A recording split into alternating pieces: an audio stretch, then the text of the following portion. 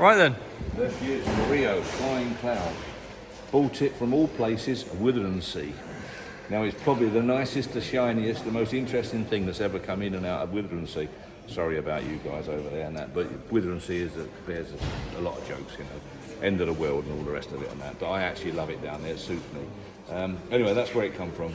Probably, I don't know, 20 years ago, I can't remember now when I bought it. Lovely thing, big side valve, still a 6 volt. Haven't run it for 4 or 5 years, something on that sort of line. Don't want a new battery, bit of a PDI and check over, obviously. Last time I used it was fantastic, really brilliant. I didn't realise it's running on a mechanical fuel pump, lift pump, and there's another button on there to engage an electric fuel pump when that can't keep up with it. Because I'll warn you, she sucks a bit of fuel. I tell you, if you think a Rose drinks a bit of fuel, you just wait until you run this. But it's beautiful. It's absolutely stunning. Everywhere you look, it's just gorgeous inside, fantastic. Beautiful headlining, mint upholstery.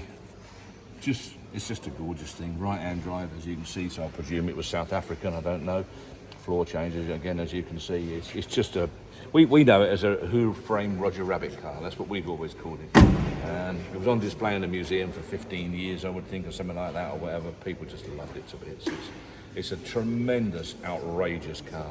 You know, it's one of them... you could pull up into a show, couldn't you? And there could be millions of pounds worth of cars there, of all sorts of things, and I guarantee you, everyone would look at that car. It's just something about it. It's in your face, I know. So it won't suit everyone, but it suited me. I liked it ever so much. Now time to move on. Find another one, that's all I'm saying. I think a tremendous value for money. Personally, I presume it's going to make somewhere between 10 and 15 grand. It's hard to value. I don't think two people would value it the same. Somebody asked me yesterday, what do you think it's going to make? And I said exactly that, and they said, oh, I thought it would do at least 25,000. Well, it might do. Don't know, you know, it's entirely up to you guys out there, but that's what I anticipate to make, somewhere towards 15. Wait and see on the day. Well, I'll just tell you as well, you're still filming? Yep. Rio stands for, I think it's Ransom Eli Olds. That's what Rio stands for. I think I've got the name right. I might be a little bit wrong with the middle name, but Eli, I'm not too sure.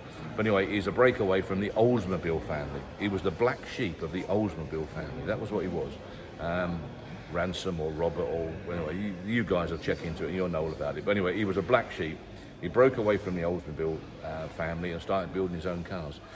He got investors to put money into it, and I think they made something like $40,000 in one 6-month period. I think just pre-war, so around about this sort of time. Other than that, every year they lost money. But the investors kept putting money in because they wanted to drive one of these. So they were actually like buying one and paying like 10 times what they could have done if they'd have bought one out of a showroom, if you like, just so that the firm kept going and they kept producing them. They were that highly regarded.